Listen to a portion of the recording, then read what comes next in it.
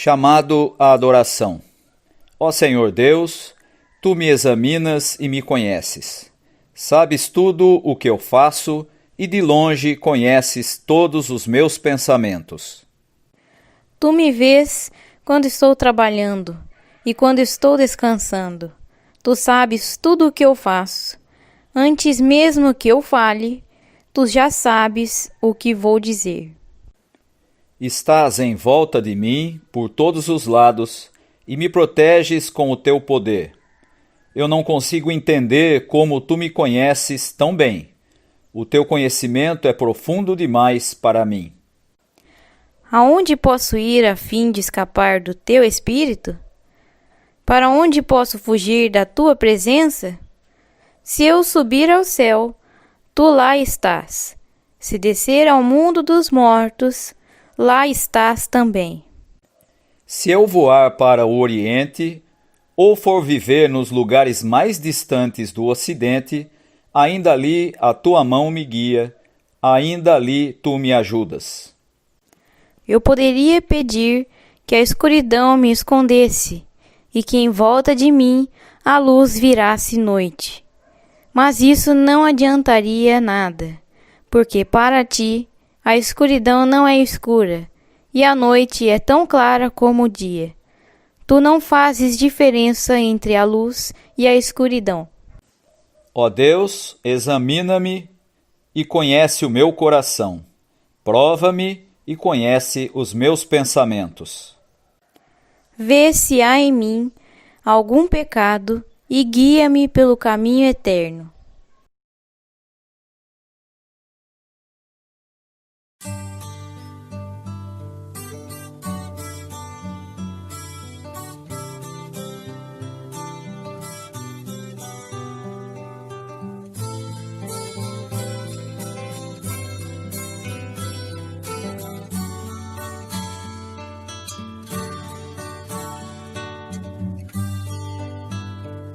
Firme está o meu coração, ó Deus, cantarei, entoarei louvores de toda minha alma. Firme está o meu coração, ó Deus, cantarei.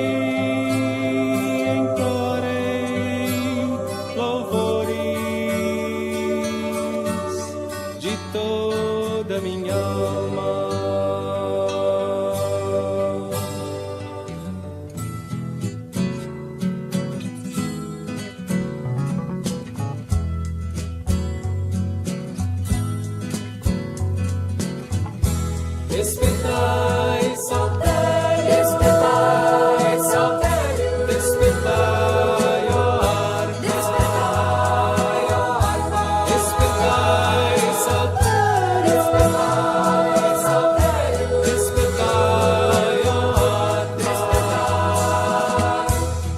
Quero acordar a alma, quero acordar.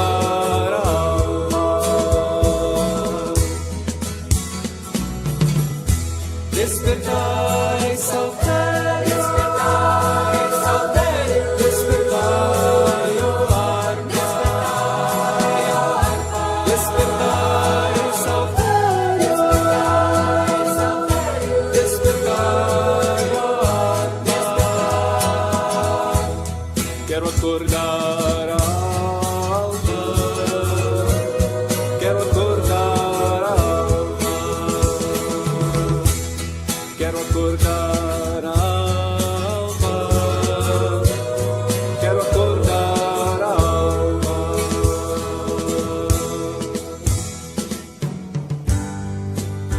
Render-te-ei graças entre os povos.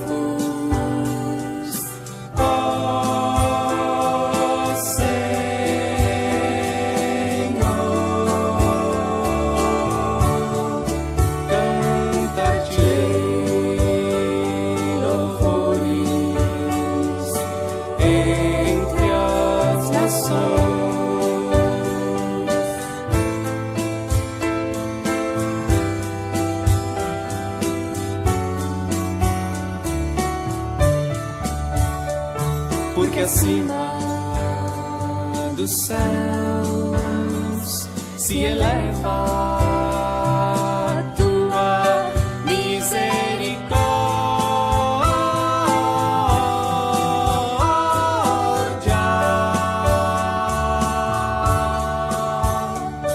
e a tua fidelidade para além das nuvens, para além das nuvens, para além.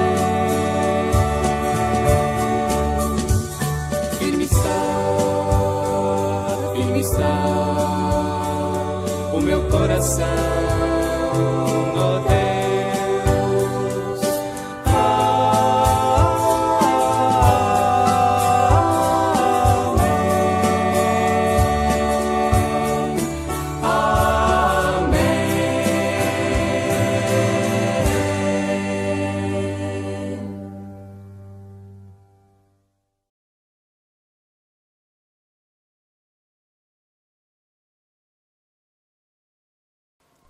Convite à confissão.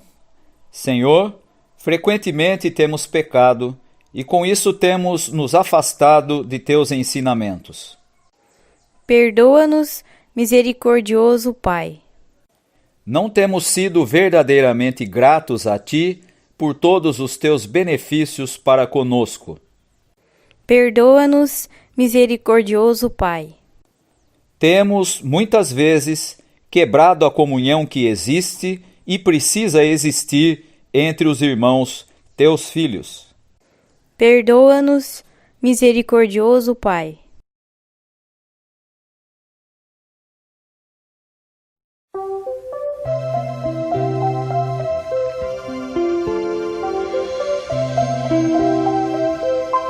Eu quero ser, Senhor amado, como um vaso nas mãos do oleiro. Quebra minha vida e faz-a de novo. Eu quero ser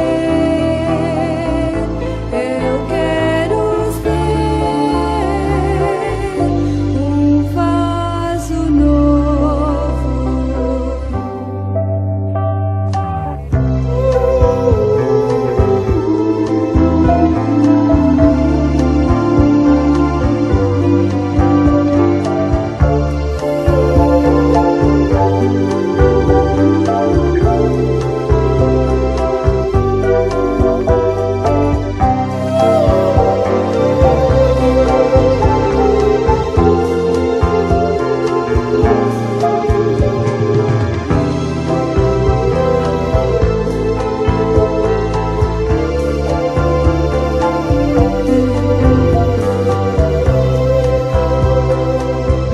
Eu quero ser, Senhor amado, como um vaso nas mãos do oleiro. Quebra minha vida e faz-a de novo. Eu quero ser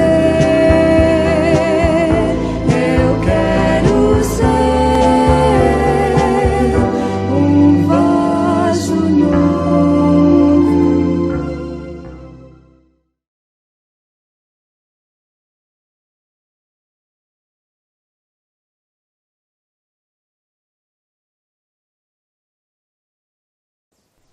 Recebei a boa nova. Justificados mediante a fé, temos paz com Deus por meio de nosso Senhor Jesus Cristo. Por meio dele, temos acesso a esta graça na qual agora estamos firmes. Em Cristo somos perdoados. Amém. Louvor e adoração. Vamos celebrar com júbilo ao Senhor. Vamos servir ao Senhor com alegria. Vamos nos apresentar diante dele com um cântico.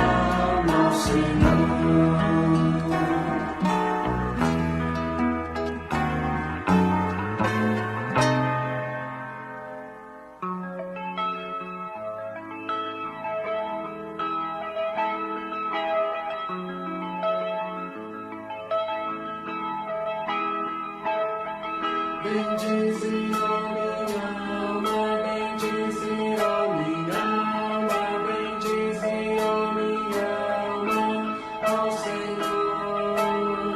Bendize, ó minha alma, bendize, ó minha alma, bendize, ó minha alma, ao Senhor.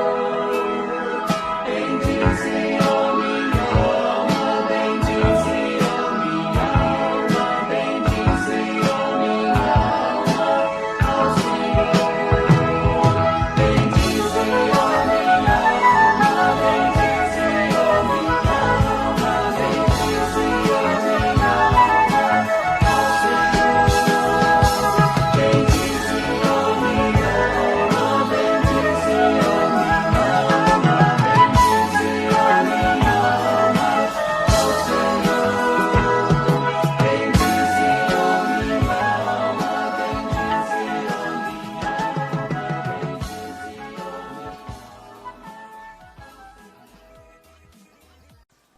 Oração por iluminação. Todos. Senhor, nosso Deus, a tua palavra é lâmpada para o nosso caminho e luz para nos guiar. Derrama sobre nós o espírito de sabedoria e entendimento, para que, sendo ensinados por ti nas Escrituras, possamos receber a tua verdade com fé e amor. Por Jesus Cristo, nosso Salvador. Amém. Leitura do Antigo Testamento. Jacó saiu de Berseba a fim de ir para Harã. De tardinha ele chegou a um lugar sagrado e passou a noite ali. Pegou uma pedra daquele lugar para servir como travesseiro e se deitou ali mesmo para dormir. Então Jacó sonhou.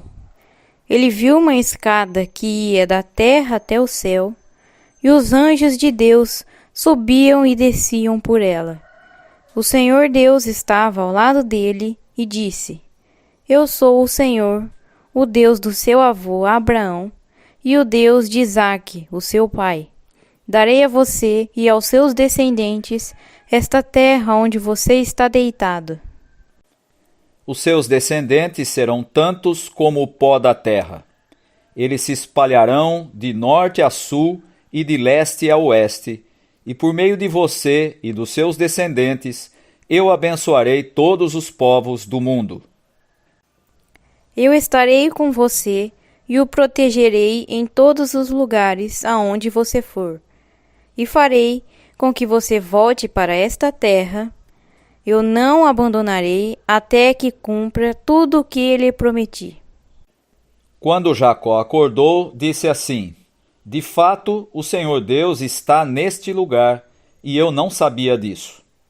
Aí ficou com medo e disse: Este lugar dá medo na gente. Aqui é a casa de Deus, aqui fica a porta do céu. Jacó se levantou bem cedo, pegou a pedra que havia usado como travesseiro e a pôs de pé como um pilar. Depois, derramou azeite em cima para dedicá-la a Deus. Naquele lugar havia uma cidade que antes se chamava Luz, mas Jacó mudou seu nome para Betel.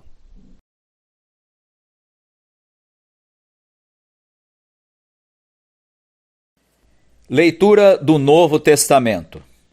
Portanto, meus irmãos, nós temos uma obrigação, que é a de não vivermos de acordo com a nossa natureza humana. Porque, se vocês viverem de acordo com a natureza humana, vocês morrerão espiritualmente. Mas, se pelo Espírito de Deus vocês matarem as suas ações pecaminosas, vocês viverão espiritualmente. Pois aqueles que são guiados pelo Espírito de Deus são filhos de Deus.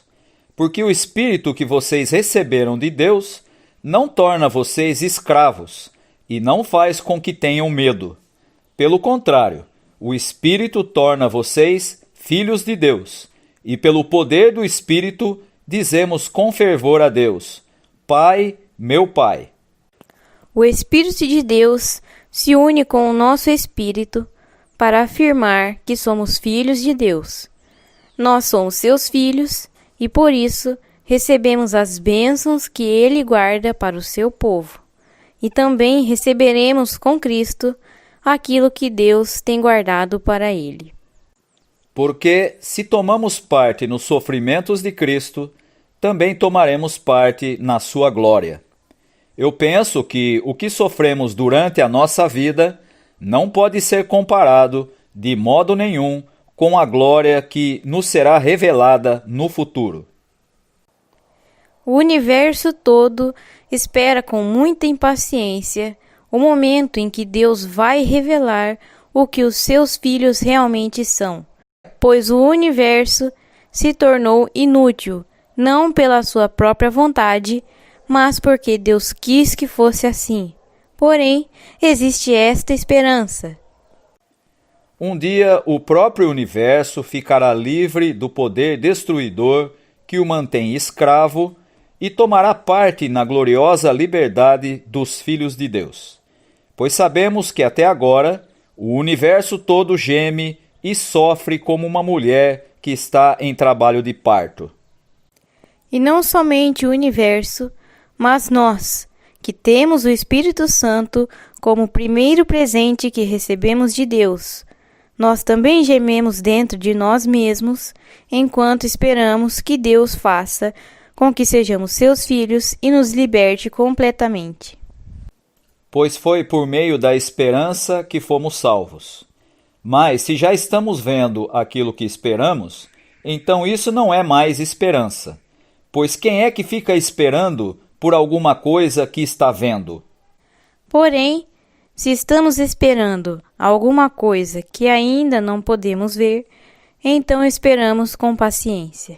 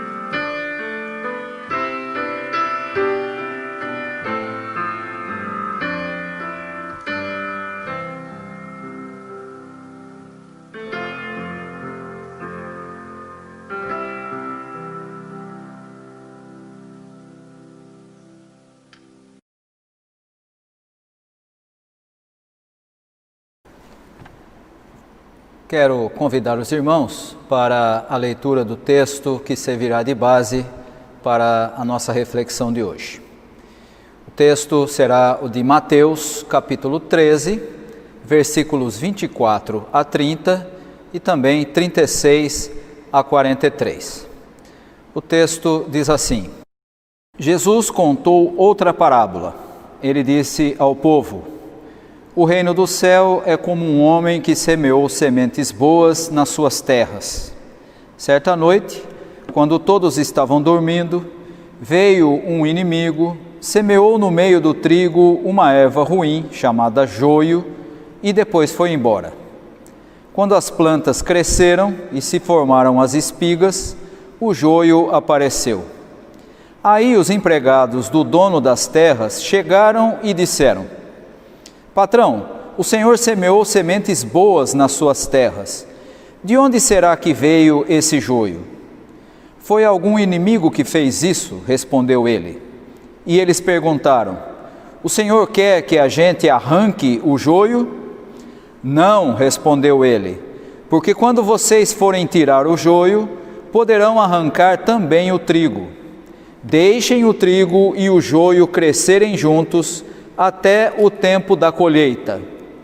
Então eu direi aos trabalhadores que vão fazer a colheita: arranquem primeiro o joio e amarrem em feixes para ser queimado. Depois colham o trigo e ponham no meu depósito. Então Jesus deixou a multidão e voltou para casa. Os discípulos chegaram perto dele e perguntaram: conte para nós o que quer dizer a parábola do joio. Jesus respondeu: quem semeia as sementes boas é o Filho do Homem. O terreno é o mundo. As sementes boas são as pessoas que pertencem ao reino, e o joio as que pertencem ao maligno. O inimigo que semeia o joio é o próprio diabo. A colheita é o fim dos tempos, e os que fazem a colheita são os anjos. Assim como o joio é ajuntado e jogado no fogo, assim também será no fim dos tempos. O Filho do Homem mandará os seus anjos, e eles ajuntarão e tirarão do seu reino todos os que fazem com que os outros pequem, e também todos os que praticam o mal. Depois, os anjos jogarão essas pessoas na fornalha de fogo, onde vão chorar e ranger os dentes de desespero.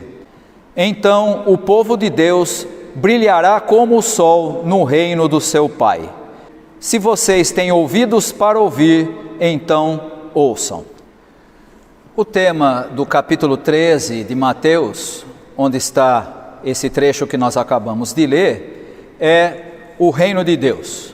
E ele é apresentado nesse capítulo em 7 diferentes parábolas.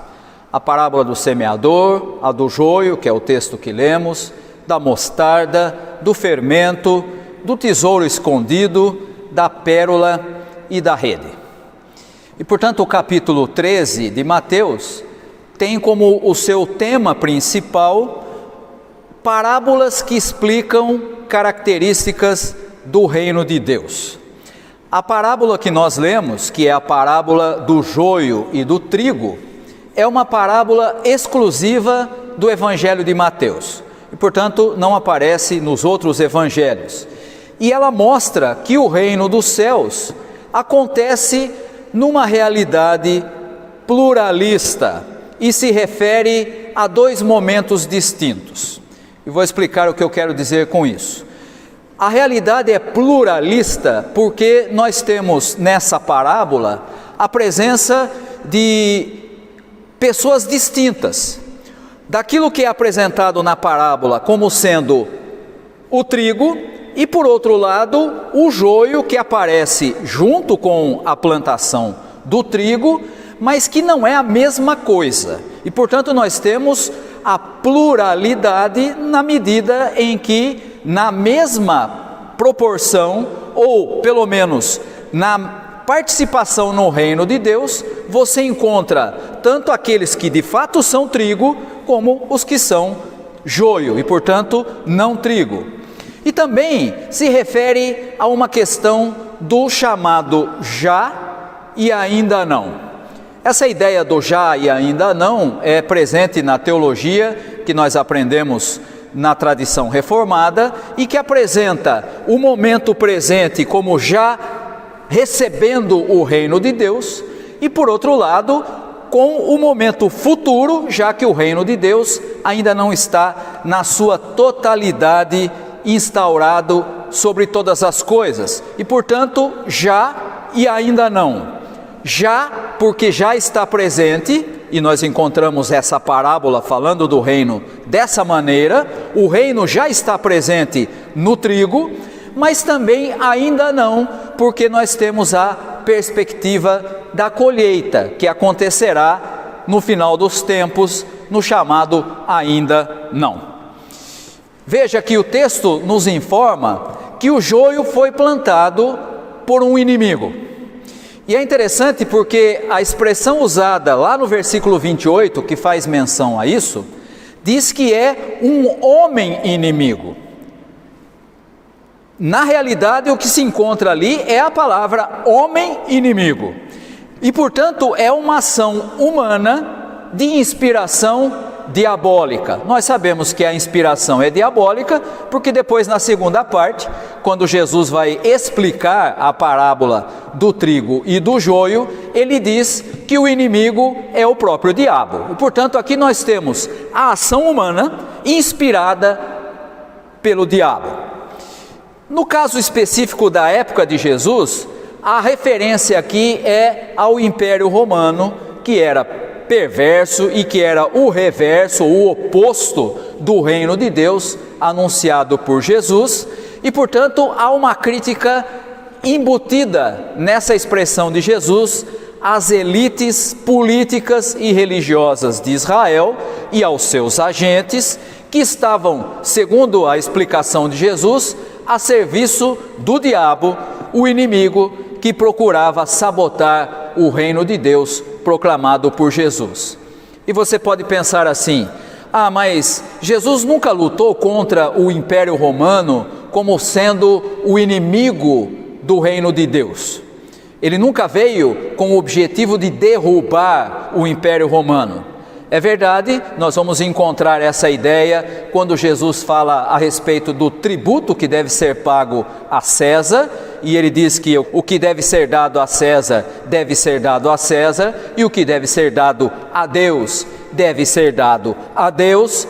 Mas nós encontramos nessa crítica de Jesus a ideia fundamental de que todos os impérios, não importa qual, não importa de que época, não importa de onde, por mais poderoso que seja, todos os impérios estão com os dias contados e o seu fim está anunciado por Jesus. Tudo aquilo que se opõe ao reino de Deus, mais cedo ou mais tarde, na hora da colheita, será destruído, deixará de existir.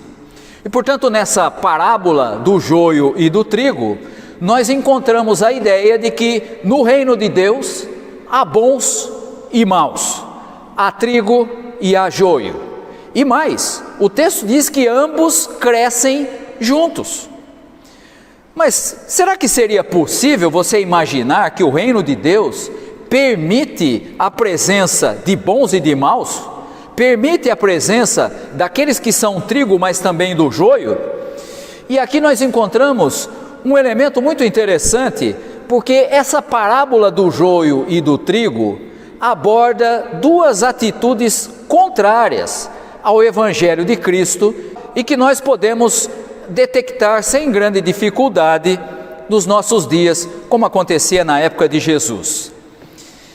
A primeira é a vontade de querer arrancar o joio, de eliminar tudo o que é contrário, tudo o que é diferente, tudo o que de alguma maneira não combina com a vida da igreja, tanto dentro quanto fora da igreja, pois alguns julgam ter a razão e possuir a verdade do Evangelho.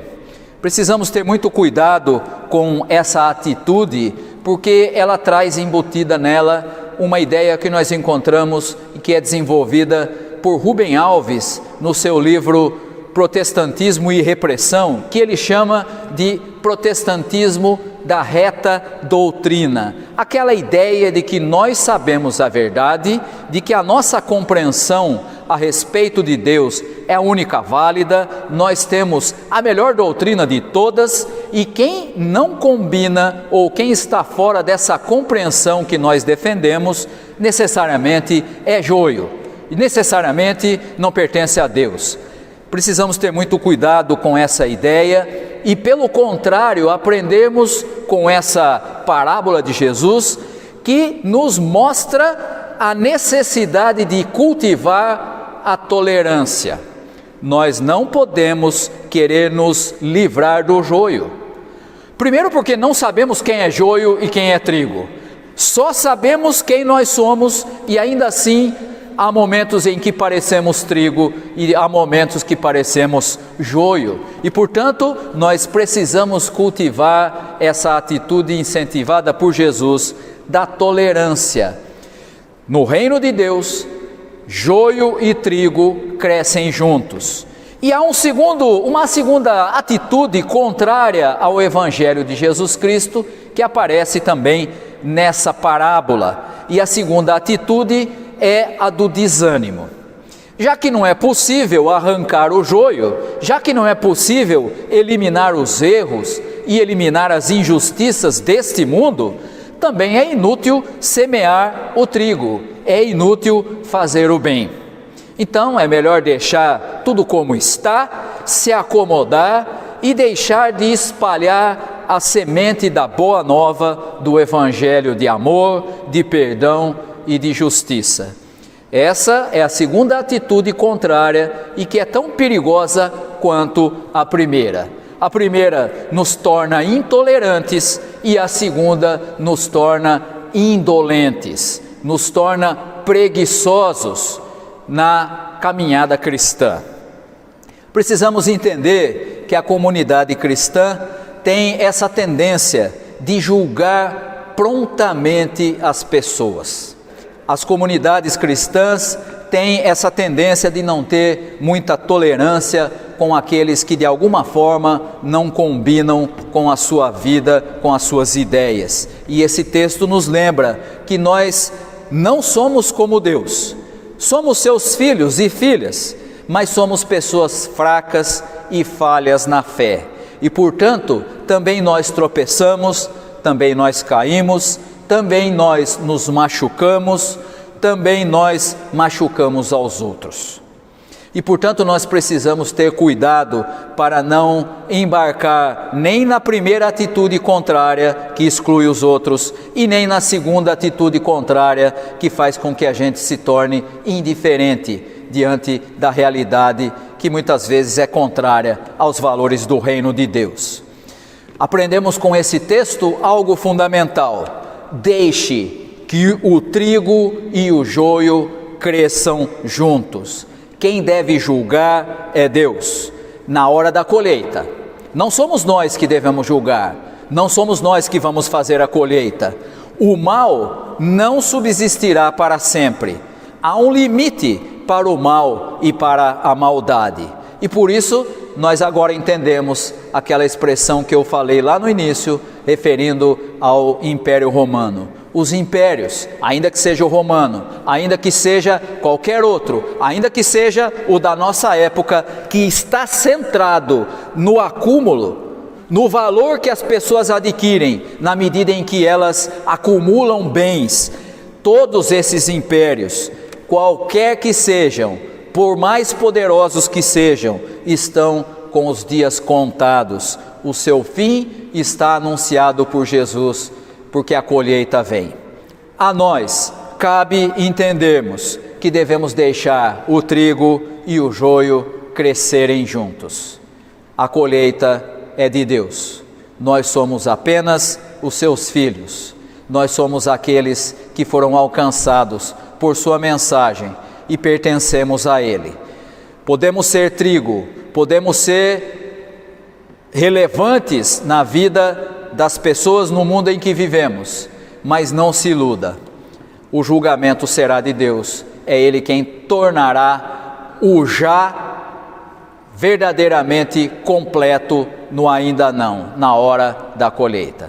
Que Deus possa abençoar a cada um dos irmãos e que nós possamos compreender que fazemos parte do reino de Deus e que se somos trigo é pela graça de Deus, não é pelo nosso esforço. E se somos joio, é preciso entendermos que para sermos trigo precisamos seguir o exemplo de Jesus Cristo, fazer parte do seu reino, e é isso que nós aprendemos nesse texto de hoje. Deus abençoe a todos. Amém. Declaração de fé, credo ecumênico. Todos.